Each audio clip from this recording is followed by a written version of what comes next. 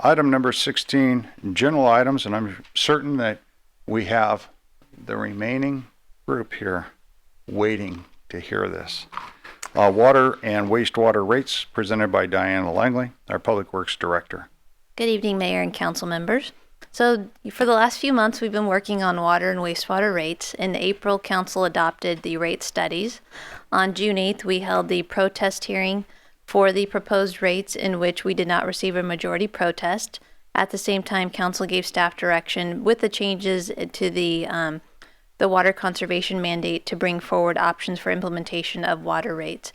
With the mandate decreasing, the anticipation is that the consumption will increase, which will then in turn increase our revenues.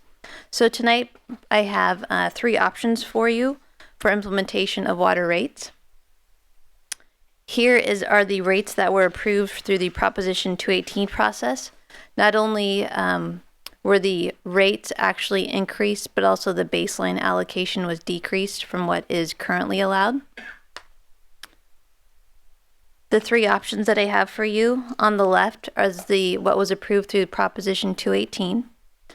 Option 1 would keep the baseline allocation similar to what it is today. So for instance, a 1-inch water service currently today has an allocation of 15 HCF, which is 100 cubic feet, and that would remain. Option 2 provides a baseline allocation similar to what was approved through the 218 process. So for a 1-inch water service, that would be 11 units. And then option 3 is kind of a combination of the two, where it's in the middle at 13 units. There are corresponding rates associated with each option. I can say that through the process of the various public hearings that were held, and then also presentations, many comments from customers were they would like to see the allocation remain the same at the 15 units. That was kind of an overwhelming response that we received. And I'd also like to note that the option 1, in terms of keeping the baseline allocation, would keep the provides the most fixed revenue when compared to the other 2 options. And then all 3 options provide very comparable total revenue as compared to what was approved through the 218 process. This is just a table showing how the rates compare to the existing rates. And then we move on to the proposed wastewater rates. These are the proposed wastewater rates that were approved through the 218 process, and we're not proposing any modifications to that. So we're proposing to move forward with the year 1 rates as approved through the 218 process.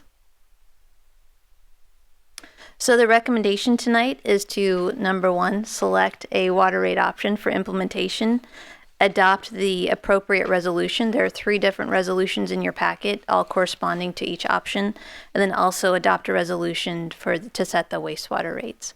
So with that, I'd be happy to answer any questions.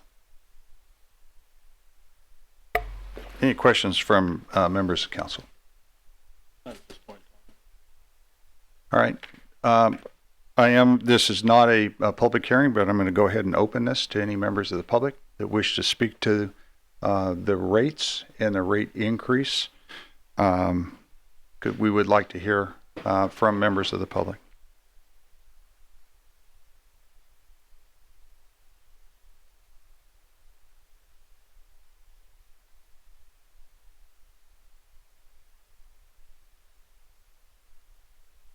Dale McDowell, and on the rates, I have gone over and compared those that were just presented by Diane, and I think the citizens of Yuba City, from all that I have talked to, would greatly appreciate you staying with the 15 units. Would be option 1 would be the most beneficial for them as far as financial expenses are concerned.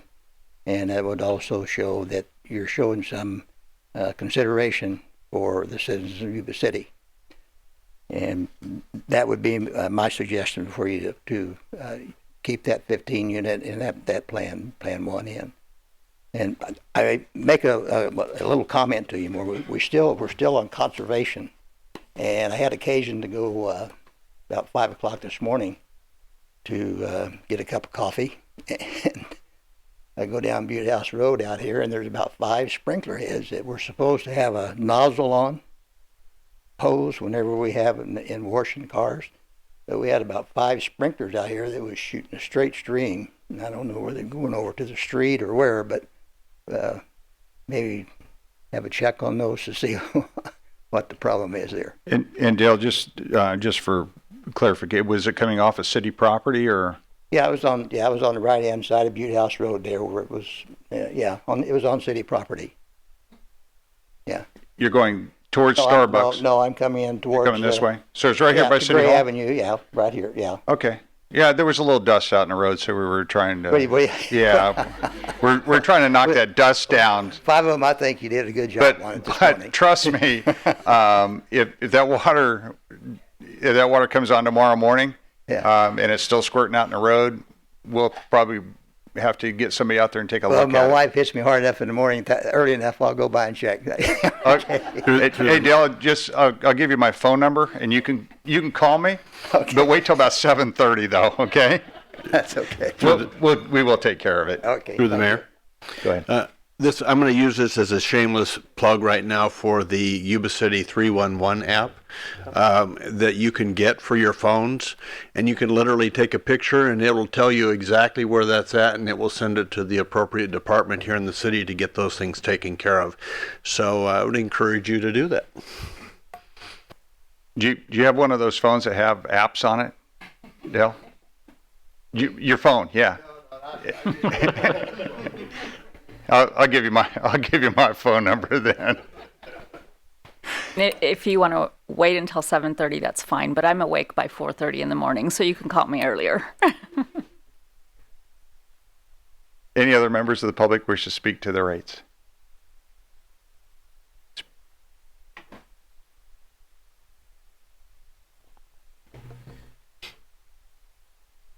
Rick, welcome. Thank you for the opportunity to speak to you. So if my calculations are correct, and they have been up to this point, your new proposal option, get these numbers straight. Your 15-unit option still is a 29% increase, which is a lot lower than your old proposal for an 81% increase. So that's quite a drop. Your 13-unit proposal is a 45% increase, and the 11-unit proposal is a 58% increase. So bear in mind that if you go with the 15-unit proposal, it's going to be 29% increase. 13 will be 45, and the 11-unit proposal is 58% increase, which to most people in this community is still pretty obscene. And I haven't had the time to do all the calculation, but it still seems that you're penalizing people that use the least amount of water, the people that can least afford it, and I don't think that's right. Thank you very much.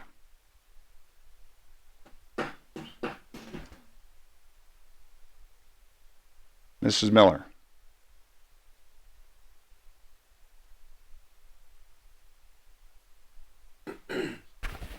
Just a clarification, the proposals are for this next year. What happens the second year, the third year, the fourth year, and the fifth year? Because it isn't clear on the staff report that it will remain the same, or is it going to increase, or what's going to happen?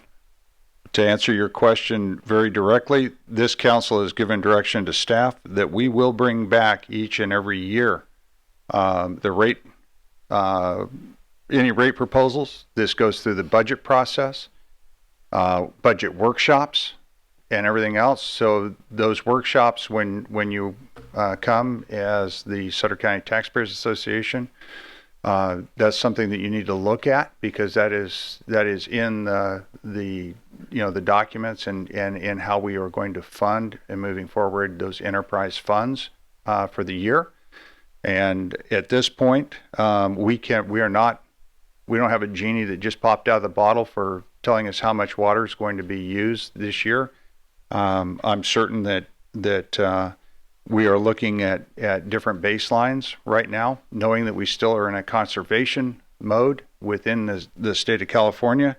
But we feel confident that we can move forward with an adjustment upward, and also looking at this year being able to fund those enterprise funds with what is being proposed. This is less than, financially, dollar-wise, less than the authorized through the Prop 218 process. And so I think the discussions here tonight at council level will be also based on the allocation in units to be, or the baseline units for water. Any other member of the public wish to speak on this matter? If not, I'm going to close any further comment and bring it back to council for any other clarification through Diana. Any questions? Through the mayor, I just want to make mention that had a significant amount of citizens that had been engaged in the process approach me and ask, what is this going to do?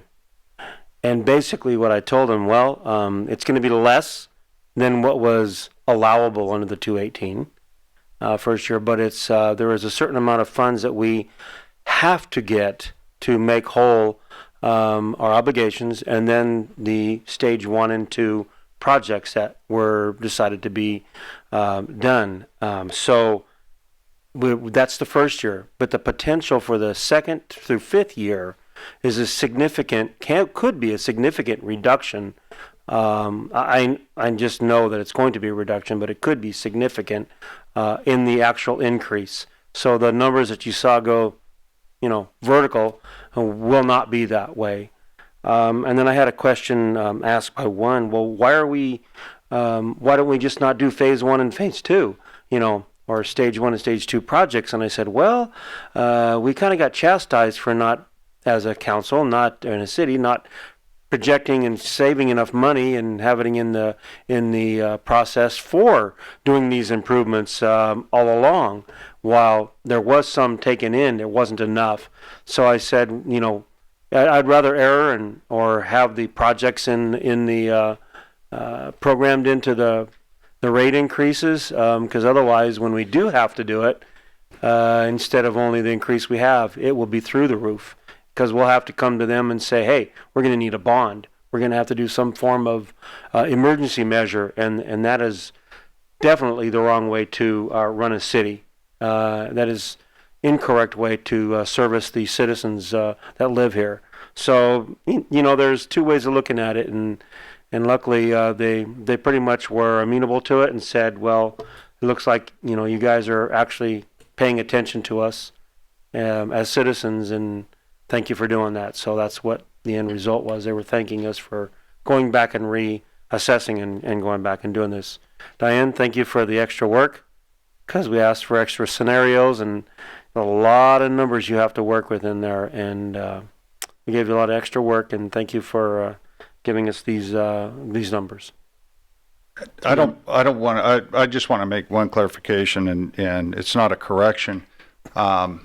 Given normal rainfall years, there is the likelihood that there would be sufficient revenue and no additional mandates made by the governor's office to restrict water consumption at a greater rate than what we would be setting as a baseline.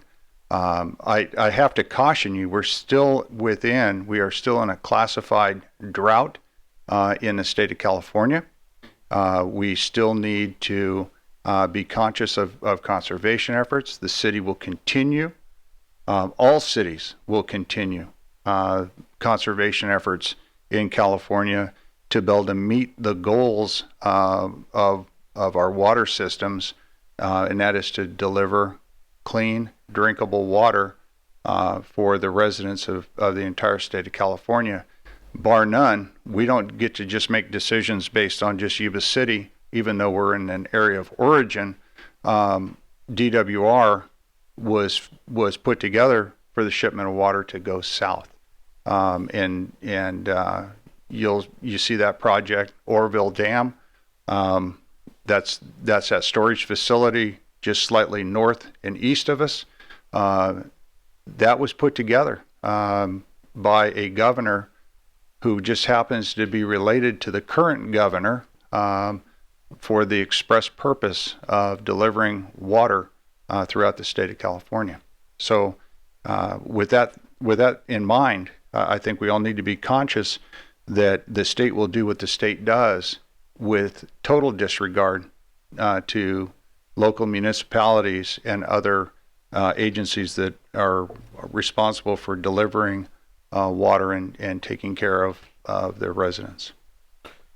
Yeah, through the mayor, after looking at all three of these options and listening to the residents of our wonderful city of Yuba City, and many of you guys echoed the same thing as keeping the baseline at 15, and if we have to, is increase the fee a little bit slightly. And I think one of we got, and if you take a look even at our current rates, and even if we're able to increase at option number 1, our fees that the city of Yuba City charges compared to our peers, Yuba City, our Chico, Woodland, is still lower than what the rest of the folks are. And I think if we take a look at this, and I think like the mayor said it, and somebody had the question, I think Pat perhaps did, is what happens next year? Well, this is a 1-year vote as far as increasing the fee. Any future increases has to come back to the council to say, and the council has to approve on it, so to go to year 2 or to go 3. And I think during our process that we went through, there's some of the residents got up and said, well, I've never seen government give money back. Once the government always takes money, they never put it back. And one of the things that you're able to see here is in the parks and in the lighting districts and stuff, there were years that we didn't charge. We reduced the fees because at the end of the day, our goal is to balance the budget, balance each different line item. And if there's sufficient funds, we don't need to sit there and tax people more and more and more. And that may be the case here as well. It may come back next year. Keeping in mind, if we do go with option number 1, that doesn't mean that we're out of the drought. We still got a state mandate that we've got to try to reduce water assumptions probably by 20%. Yeah, 15. So on one hand, it's like we got the water, and the other hand, it's like go ahead and reduce it. So myself, after looking at all this, I would be in support of option number 1. Through the mayor. I'd just like to echo the same comments that when we put together the 218 process and started this a couple years ago, we were under some different mandates from the state as far as conservation, and our water consumption had dropped considerably. And when we put this together, or staff put these numbers together, we were dealing with totally different scenario. And to Mr. Gill's comment that people were saying that we don't reduce. This is a prime example of here is how government does work. Good government does work is that we look at the situation and we evaluate that. And I'm in favor of option number 1 also, which will be a compromise from where we started. That puts it in line with where we are today, not where we were when we started down this path. The mayor. Go Just ahead. wanted to go ahead and this was the first time that I've actually gone through a 218 process, so it was very interesting and learned a lot from the process. But at the same time, getting the public feedback, the phone calls that I've received as well, and to really listen to the public and see where their concerns were coming from. And I feel that with the concerns and the increase in the water rates in option 1 are the most feasible for our community, and I think it suffices where we're headed in the future. And every year we'll take a look at it as we proposed to evaluate where we are. When we first started this process, we were in a totally different mind frame and the situation for us. So as we've moved and things have changed, I think option 1, at least in my point of view, is probably for our community and the feedback that I've received from the public, our best option at this point. And again, keep in mind that we're still conserving water. So like for myself, I haven't changed my days, I haven't changed my timing or anything. We're still in those circumstances. So keep that in mind, that even though the water restrictions are a little bit more lenient, just still keep that in mind. It's important. And the 1-inch service is what we're talking about, goes into most residential homes. And also talking with the commercial applications and some of our large producers here in the area that consume large amounts of water. As they have reviewed this, I can tell you that there's a great amount of relief on their part financially, looking at their consumption rates and what they were going to have to do for modifications and to try to help meet the goals that the city was set out with. So in conversation, they are from the large consumers of water. They're very happy with the adjustments that are within the. They're not happy. I don't want to put it that way.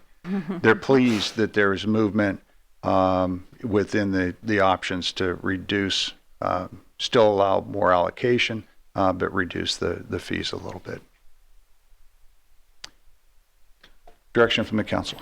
I'd like to move, don't have the resolution, but option 1 for the water rates, and then also to move for the wastewater rates.